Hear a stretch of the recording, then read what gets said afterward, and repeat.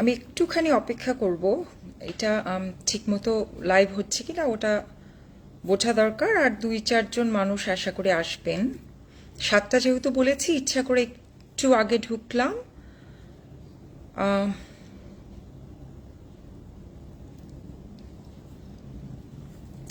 Live করতে বা আসলে ব্যক্তিগত স্ট্যাটাস দিতেও আসলে ভয় লাগে। অন্যরা যেরকম ভয় পায় আমিও ভয় পাই। একটা দেখবেন সাথে সাথে একটা অ্যানোনিমাস শেয়ার হয়। ডেফিনেটলি প্রবাসে পরবাসেও আসলে যথেষ্ট এজেন্সির লোকজন অ্যাক্টিভ আছে। এখন কাকে যে কোন দিক দিয়ে কী বিপদে ফেলে ডেফিনেটলি আমরা জানি না। এটা হচ্ছে কি বড় বিষয়। ওকে, আচ্ছা, সবাইকে শুভেচ্ছা, আদাব, সালাম, নমস্কার। বাংলাদেশের এই পরিস্থিতিতে আসলে আমি আন্দোলন চলছে প্রবাসে এবং পরবাসে। প্রবাসের বাংলাদেশে বৈষম্য বিরোধী আন্দোলনের আসলে এক্সটেন্ডেড হিসেবে প্রবাসে আমরা যারা আছি তারা কথা বলছি, আন্দোলন করছি। আচ্ছা, হ্যাঁ, কথা বুঝতে পারছেন। ওকে, ঠিক আছে। কথা বুঝতে পারছেন, শুনে ভালো লাগলো। তাহলে আমি আর বেশি সময় নষ্ট করব না আপনাদের। আমি আমার মতো করে প্রথমেই বলি, আমি কোনো পলিটিক্যাল অ্যানালিস্ট না, আমি কোনো বড় রাজনৈতিক নেতা টেতা কেউ না, কিন্তু আমার কাছে মনে হয়েছে যে বাংলাদেশের জনগণের রাজনৈতিক পালসটা, বিশেষ করে ছাত্রদের ছাত্র আন্দোলনের সাথে বিভিন্ন সময় যুক্ত থাকার কারণে ছাত্রদের রাজনৈতিক পালসটা বুঝি। এবং মানুষজনের সাথে যেহেতু আমি রাজনৈতিকভাবে প্রচুর মিশতাম, সেই জন্য সাধারণ মানুষের রাজনৈতিক ইম্পালসটা বুঝি, এতটুকুই।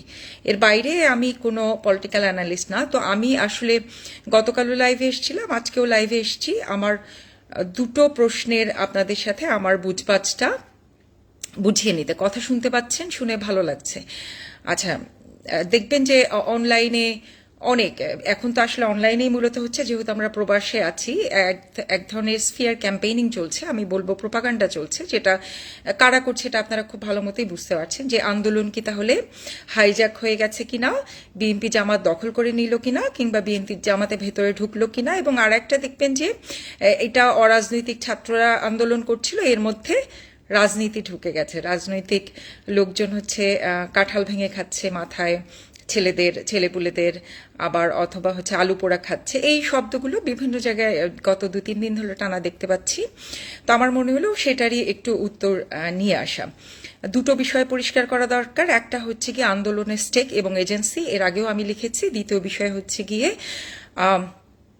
আন্দোলনের রাজনৈতিক বিভিন্ন স্টেক হোল্ডারদের কথা, বা রাজনৈতিক ভাবে হচ্ছে গিয়ে রাজনৈতিক দলগুলো ঢুকে যাচ্ছে কিনা, এটা ঢোকা ঠিক আছে কিনা, বা রাজনৈতিক হয়ে যাচ্ছে কিনা, এই প্রশ্নগুলো দেখতে যাচ্ছি।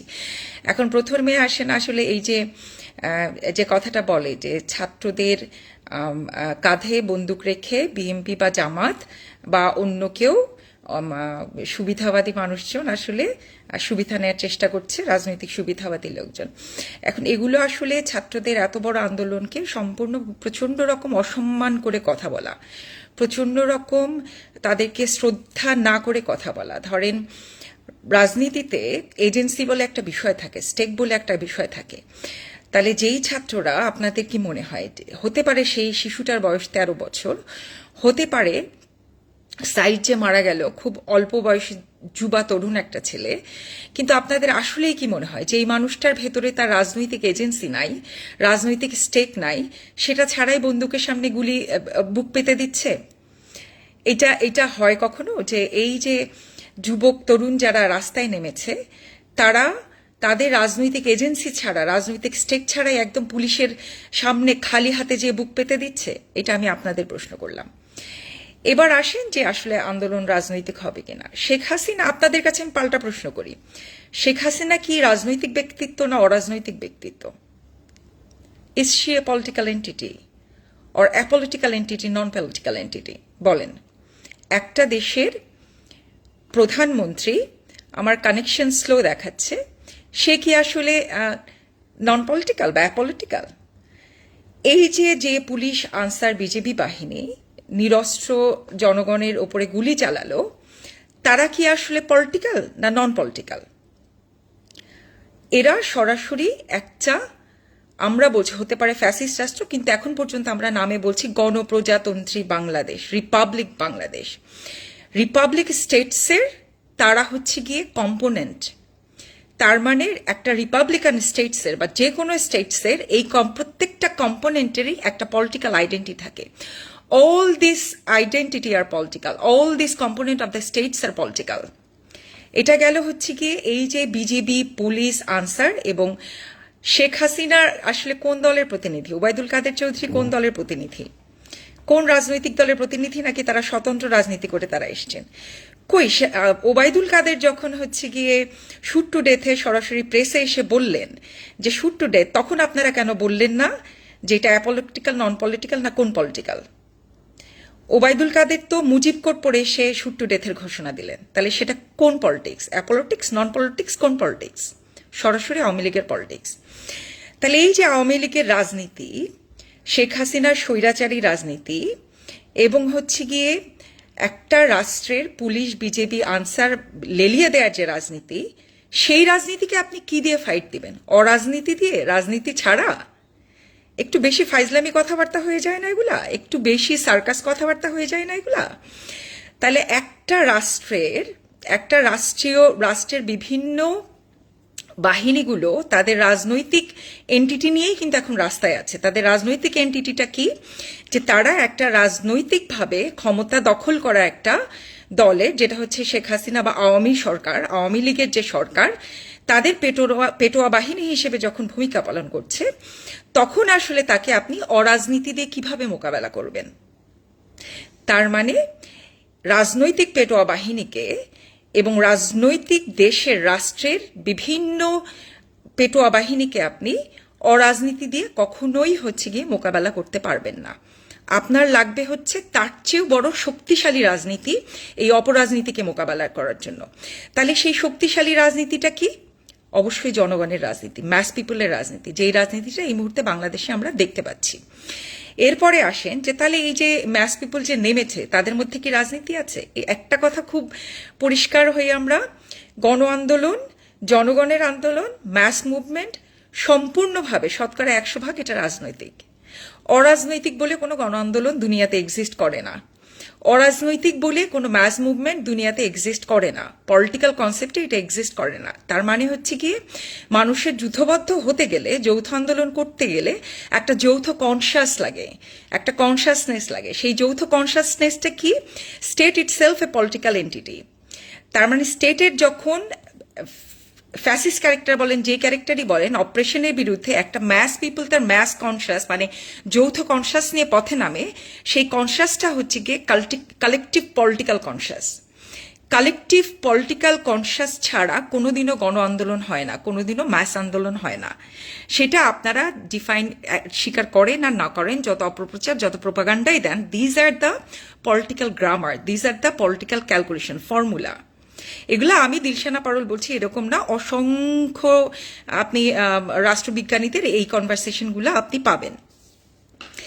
এবার আসেন যে আন্দোলনে আসলে তাহলে জামাত, বিএনপি বা অন্য কোনো দল ঢুকে গেছে কিনা। আমি যদি স্পেসিফিকভাবে শুধু বিএনপির কথাই বলি, বাংলাদেশে এই মুহূর্তে যদি এই আন্দোলনে, যে কোনো ম্যাস আন্দোলনে মানে দায়িত্ব নিয়ে অংশগ্রহণ করার কারো এথিক্যাল, নৈতিক রাইট থাকে, সেটা সবার হচ্ছে কি বিএনপির, জাতীয়তাবাদী দল বিএনপির।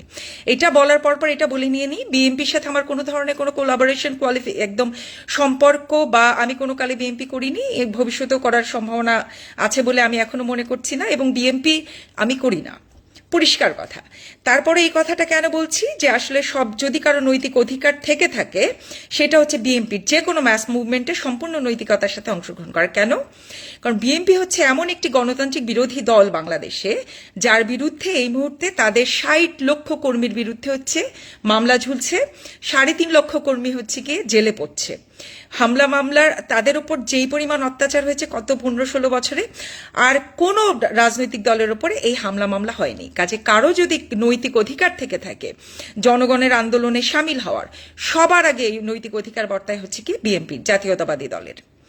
এইবার আসেন যে বিষয়টা কি শুধু জাতীয়তাবাদী দলেরই ম্যাস মুভমেন্টের দরকার? না, যে কোনো রাজনৈতিক দলে দেশে যখন একটা এই ধরনের দমন পীড়ন এবং নিপীড়ন শুট টু ডেথ চলছে রাস্তায়, তখন দেশে এক্সিস্টিং যে কোনো রাজনৈতিক দলের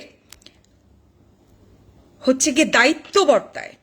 আবারও বলি, একটা দেশের ফ্যাসিস্ট রেজিম যখন চলে এবং দেশের সাধারণ জনগণের ওপরে যখন এই রকমের দমন পীড়ন শুট টু ডেথ চলে, তখন ওই দেশের এক্সিস্টিং প্রতিটি রাজনৈতিক দলের দায়িত্ব বর্তায় নিপীড়িত মানুষের পাশে এসে দাঁড়ানো। যে সাধারণ মানুষগুলো অস্ত্র ছাড়া পথে পুলিশের এবং ওই রাষ্ট্রের নিপীড়নের শিকার হচ্ছে, গুলির শিকার হচ্ছে, তাদের সামনে ঢাল হয়ে এসে দাঁড়ানোর।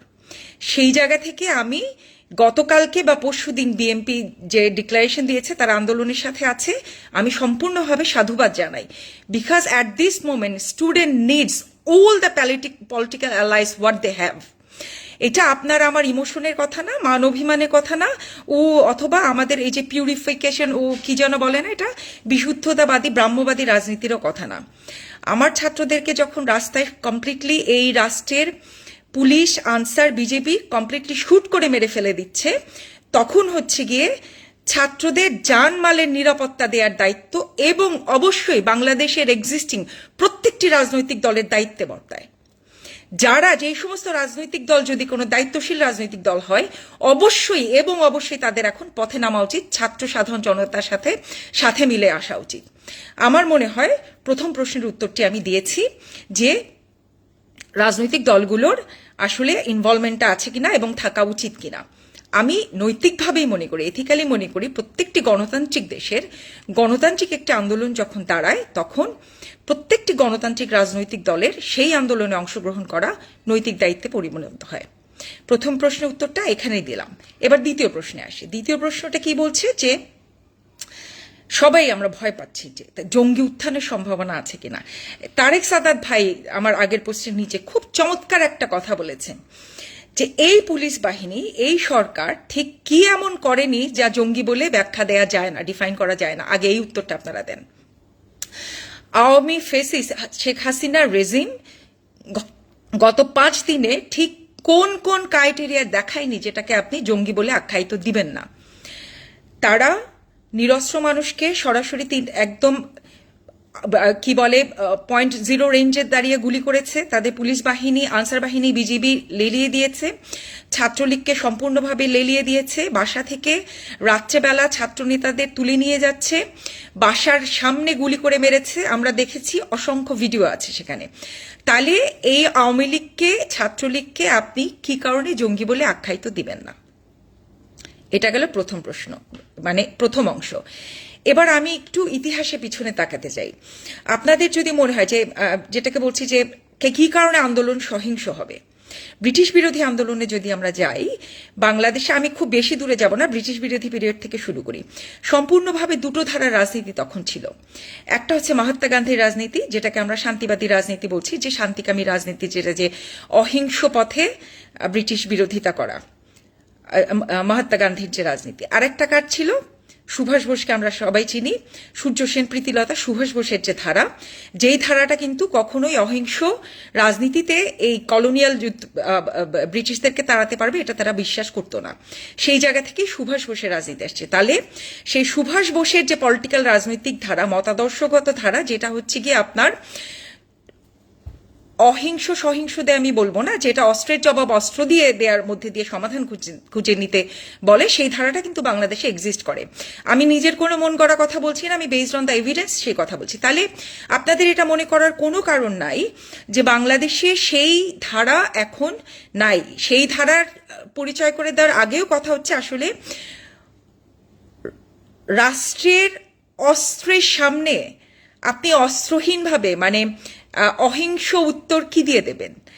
আপনার ছাত্র নেতাদেরকে যখন কমপ্লিটলি শুট টু ডেথে ডিক্লারেশন আসছে একটা ফ্যাসিস্ট রেজিম থেকে, তখন তার উত্তর আসলে কিভাবে অহিংসভাবে দেয়া যায় সেটা আমি জানি না। এবং এই প্রশ্নগুলো কারা করেন, কারা উত্থাপন করেন, তাদের মোটিভেশন নিয়েও আসলে প্রশ্ন করার সুযোগ আছে, মানে প্রশ্ন করার সময় এখন। যারাই বলেন তারা যে কোনো ভালো উদ্দেশ্য থেকে বলেন না, বদ উদ্দেশ্য থেকে প্রশ্নগুলো উত্থাপন করছেন, সেটা পরিষ্কারভাবে জানা যায়। এবার আমি একটা নিউট্রাল কথা বলি যে আসলে জঙ্গি উত্থানের কথা যেটা বলছেন, যেটা আসলে এই যে তারেক সাদাত ভাইয়ের কথাটা আমি অলরেডি দিয়েছি যে এই রাষ্ট্র এমন কিছু করছে না যেটাকে জঙ্গি বলে আপনি আখ্যায়িত করতে পারবেন না। এই রাষ্ট্র একটা জঙ্গি ক্যারেক্টারিস্টিককে সমস্ত কিছু অলরেডি ফিল আপ করে দিয়েছে। তাহলে প্রকৃত জঙ্গি যদি কেউ থাকে সেটা হচ্ছে শেখ হাসিনার রেজিম, তিনি সেটা প্রমাণ করেছেন। এবার আসেন যে আমি বলবো মানে এটাকে আমি কিভাবে বলবো, যে বরং আমি বলি যে গুপ্ত হামলা কিংবা গেরিলা যে আন্দোলন, সেটার সম্ভাবনার কথা বলি, যে সহিংস গেরিলা আন্দোলনের একটা বড় সম্ভাবনা বাংলাদেশে এবং অবশ্যই আছে। সেটা শুধু যে আপনারা ইসলামিস্টদেরকে কাউন্ট করবেন না, এই বাংলাদেশে নকশালপন্থী আন্দোলনের ধারাবাহিকতা আছে, এই বাংলাদেশে মাওবাদী আন্ডারগ্রাউন্ড পার্টির ধারাবাহিকতা আছে, এবং এই শক্তিশালী ধারাবাহিকতা 2001 সাল পর্যন্ত পূর্ব বাংলা কমিউনিস্ট পার্টি বাংলাদেশে কিন্তু এক্সিস্ট করতো। এই সম্ভাবনাগুলো, এই এন্টিটিগুলো, এই ম্যাটেরিয়ালগুলো আপনারা মাথায় রাখেন, কাউন্ট করেন, এটা কিন্তু ইতিহাস। তাহলে এই ইতিহাসের কথা আমি কেন বলছি? একটা যে কোনো রাষ্ট্রে, এবার আমি বাংলাদেশের রাষ্ট্র ব্যবস্থার মধ্যে আসি, যে আমরা তো বলছি যে এটা ফ্যাসিস্ট রাষ্ট্র। ফ্যাসিস্ট রাষ্ট্রের অন্যতম ক্রাইটেরিয়া হচ্ছে যে আপনি যেহেতু এটা কোনো গণতান্ত্রিক ভেন্টিলেশন হতে দেয় না, ডেমোক্রেটিক ভেন্টিলেশন হতে দেয় না, ধরেন বিভিন্ন রাজনৈতিক দলগুলোর মধ্যে দমনপীড়ন যখন করতে থাকে, তখন মানুষের মধ্যে যে স্বাধীনতার আকাঙ্ক্ষা, তার যে ডেমোক্রেটিক কাম্য, প্রতিটা মানুষের মধ্যে এটা হচ্ছে ইনস্টিংক্ট।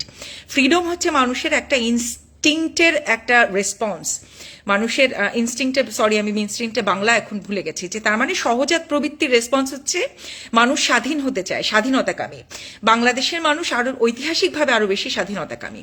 তাহলে মানুষের সমস্ত কিছুকে যখন আপনি একটা অগণতান্ত্রিক ব্যবস্থার মধ্যে দিয়ে, একটা ফ্যাসিস্ট রেজিমের মধ্যে দিয়ে দমনপীড়ন করেন, যখন তার গণতান্ত্রিক ভেন্টিলেশন হয় না, সুযোগ থাকে না, তখন বাই ডিফল্ট ভাবে হচ্ছে গিয়ে এই ধরনের সহিংস আন্ডারগ্রাউন্ড রাজনীতিগুলার উত্থান ঘটতে থাকে। এটা হবেই। এইটা হচ্ছে একদম ফ্যাসিস্ট রেজিমের ক্রাইটেরিয়া। এটা দিয়ে আপনি কোনো কিছু দিয়ে এটা আটকাতে পারবেন না। এটা এই যে আপনারা আপনাদের সোকল এথিজম দিয়ে, সোকল সেকুলারিজম দিয়ে, সোকল কালচারাল আন্দোলন দিয়ে, সাংস্কৃতিক অনুষ্ঠান একেবারে বাংলাদেশে আপনি শুয়ায় ফেলেন, সাংস্কৃতিক অনুষ্ঠান দিয়ে বাংলাদেশে আপনি একেবারে মাটি করে ফেলেন জাতীয় চেতনাবাজি, মুক্তিযুদ্ধের চেতনা দিয়ে। কিন্তু আপনি যদি ফ্যাসিস্ট রেজিম কায়েম রাখেন, স্বয়ং ভগবান, আল্লাহ খোদা ভগবান, ঈশ্বরেরও কোনো ক্ষমতা নাই বাংলাদেশে ঢুকে এই ধরনের এন্টিটির নতুন করে জন্ম নেয় অথবা পুরনো এন্টিটিকে শক্তিশালী হওয়াকে বন্ধ করে। কারণ এটা হচ্ছে কি হিউম্যান ইনস্টিংক্ট, এবং বাংলাদেশের ঐতিহাসিক প্রেক্ষাপটেই এই দুই ধারারই শুধুমাত্র ধর্মীয় যেটা আপনারা ভাবছেন যে ইসলামিক জঙ্গি ধারার বোধহয় উত্থান ঘটবে, না, বড় সম্ভাবনা আছে বাংলাদেশে যে নকশালবাদী আন্দোলন, মাওবাদী আন্দোলন, জাল যার জল তার, কিংবা ভূমি অধিকার আন্দোলন, এই যে এই সমস্ত বামপন্থী আন্ডারগ্রাউন্ড আন্দোলনগুলো ছিল, সমস্ত আন্দোলনের পরিস্ফুট হওয়ার সম্ভাবনা কিন্তু থাকে। তাহলে সেই জায়গা থেকে এখন কি করার, সেই জায়গা থেকে, এবং এগুলি যদি আসলে ডেভেলপ করে বাংলাদেশের রাজনীতিতে, তার সম্পূর্ণ দায়ভার, এককভাবে দায়ভার শেখ হাসিনার নেতৃত্বে আওয়ামী রেজিমের। এই দায়িত্ব আর কারো না। গত 16 বছরে তিনি যে ফ্যাসিস্ট রেজিম কায়েম করেছেন, সেই ফ্যাসিস্ট রাষ্ট্র কায়েম করার একমাত্র দায়িত্ব হচ্ছে গিয়ে শেখ হাসিনা রেজিমের, এবং এই সম্পূর্ণ দায় তার নিতে হবে। এই দায় ইসলামিস্টদেরও না, এই দায় মাওবাদী কিংবা অন্য কোনোবাদী রাজনৈতিক দলেরও না। এই সম্পূর্ণ দায়ভার হচ্ছে শেখ হাসিনা রেজিমের দমন পীড়নের। কারণ আপনি, আবারও আমি রিপিট করি, আপনি যখন গণতান্ত্রিক ভেন্টিলেশন হতে না দেবেন, রাজনৈতিক দলগুলোকে যখন গণতান্ত্রিক আন্দোলন সংগ্রাম, গণতান্ত্রিক কর্মসূচি, প্রতিবাদে অংশগ্রহণ করতে না দেবেন, তখন বাই ডিফল্ট ভাবে হচ্ছে রাষ্ট্রের মধ্যে এই শক্তিগুলোর বহিঃপ্রকাশ ঘটতে থাকবে। তাইলে এখন কি করার? শেখ হাসিনার সরকার যদি মিনিমাম দায়িত্বশীল হয়, আসলে তারা পারবে না। এতদিন 16 বছর যেভাবে নিশ্চিন্তে নীরবে শুধুমাত্র বিএনপি জামাতকে দমনপীড়নের মধ্যে দিয়ে তারা শাসন কায়েম করে এসছে, এইটার এখন এই দফা এত সহজ হবে না। এটা যে আমি গণক হিসেবে বলে দিচ্ছি তা না। আপনারা গত 5-7 দিনের আন্দোলনের ধরন দেখেই বুঝেছেন যে এই আন্দোলন আসলে আপনি যতই, যেটা হবে যে এতদিন আমরা তো শুধু ঢাকার টুকটাক খবর পাচ্ছি, সারা দেশের খবর তো এখনো পাওয়া সম্ভব হয়নি। নিশ্চিন্ত হয়ে এই আন্দোলন সারা দেশে ছড়িয়ে গেছে। মুক্তিযুদ্ধে আমরা দেখেছি দেখেছি গেরিলা আন্দোলন। আমরা বাংলাদেশের ইতিহাস হচ্ছে গিয়ে আপনার গেরিলা আন্দোলনের উপর দাঁড়িয়ে আছে।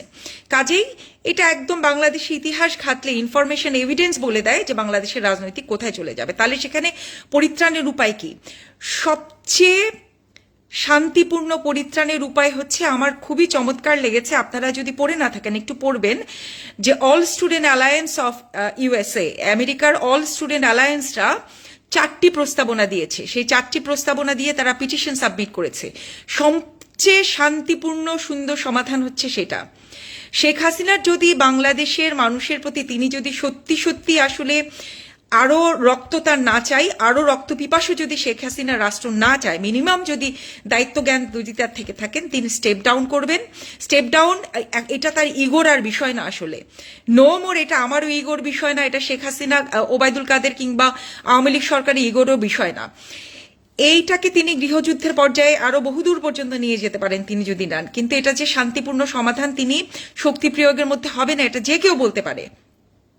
সবচেয়ে শান্তিপূর্ণ সমাধান হচ্ছে গিয়ে তিনি স্টেপ ডাউন করে একটি অন্তর্বর্তীকালীন সরকার গঠন করবেন। একটি অন্তর্বর্তীকালীন সরকার গঠন করে তিনি ক্ষমতা থেকে সরে দাঁড়াবেন। এখন কোটা আন্দোলন পুরা বিষয়টার মধ্যে এটা আসলে শুধু ছোটখাটো কোটা আন্দোলনের মধ্যে নাই। এটা আশা করি আমাদের মতো শেখ হাসিনার রেজিমও বুঝতে পেরেছেন, তারা বুঝতে পারবেন, এই প্রত্যাশাটুকুই রাখি এবং সর্বতোভাবে প্রত্যাশা করি যেন এটার একটি শান্তিপূর্ণ সমাধান হয়। শান্তিপূর্ণ সমাধান তারা যদি চান আসলে, যে শেখ হাসিনা এখন একটা কারণেই, একটাই আমার কাছে যুক্তি না, মানে মনে হচ্ছে যে তার যদি মনের অভ্যন্তরে সেই গ্রিভেন্সটা থাকে যে তার পরিবারের, তার পিতা সহ 15ই আগস্ট 26 জনকে হত্যা করেছে, কাজেই তিনি বাংলাদেশের মানুষের প্রতি সেই প্রতিশোধ নিতে চান। এটাই যদি তার একমাত্র আকাঙ্ক্ষা হয়ে থাকে যে বাংলাদেশের মানুষের প্রতি, তার সাধারণ জনগণের প্রতি তার হচ্ছে কি সেই প্রতিশোধ স্পৃহা কাজ করছে, তাহলেই একমাত্র তিনি আসলে আর্মি, বিজেপি এবং এদেরকে দীর্ঘদিন পর্যন্ত লেলিয়ে দিয়ে যতখানি পারবেন হত্যা, ধ্বংসযজ্ঞ আরো চালিয়ে যেতে থাকবেন। তার প্রতিহিংসা গ্রিভেন্স যতদিন পর্যন্ত ঠান্ডা না হবে ততদিন পর্যন্ত এটা চালিয়ে যেতে পারবেন। শুধু এতটুকুই বলার, তার পিতার হত্যার জন্য আসলে বাংলাদেশের সাধারণ মানুষ দায়ী না, সাধারণ জনগণ দায়ী না। এই প্রজন্মে 13 বছরের একটি শিশু সাথে আসলে তার 15ই আগস্ট 1975 সালে 70 দশকে তার পিতা যে হত্যা হয়েছিলেন, তার পরিবার হত্যা হয়েছিলেন, এই জেনারেশনে কেউই আসলে তার সাথে যুক্ত নয়, তারা কেউই দায়ী না। আশা করি তিনি তাদের প্রতি এই পরিমাণ প্রতিহিংসা পরায়ণ হবেন না, সাধারণ জনগণের প্রতি এরকম প্রতিহিংসা পরায়ণ হবেন না। একটি সুন্দর সমাধানে তিনি যাবেন, তিনি গণতান্ত্রিক প্রক্রিয়া ক্ষমতা থেকে সরে দাঁড়াবেন একটু অন্তর্বর্তীকালীন সরকার দিয়ে। আমি সবার প্রতি আহ্বান রাখবো, আবারও অল আমেরিকা স্টুডেন্ট অ্যালায়েন্স যে 4টি প্রস্তাবনা দিয়েছে, আপনারা একটু এই প্রস্তাবনা 4টি খুঁজে পড়বেন। খুবই চমৎকার শান্তিপূর্ণ একটি সমাধানের প্রস্তাবনা তারা দিয়েছে। আমি আশা করি এই প্রস্তাবনাটা সবাই কনসিডারেশনে নেবেন এবং এই দাবিগুলোকে সামনে নিয়ে আসবেন। এখন শেখ হাসিনার পদত্যাগের বাইরে আসলে আমাদের শান্তিপূর্ণ অন্য কোনো সমাধান আমরা আর দেখতে পাচ্ছি না সামনে, কারণ কোনো কিছুই আসলে আমাদের কারো হাতে আর নাই। সবাই ভালো থাকবেন, সুস্থ থাকবেন, বাংলাদেশে যেন মানুষরা আর কোনো প্রাণহানি না হয়, এতটুকু প্রত্যাশা করার বাইরে আসলে আর কিছু বলার নাই।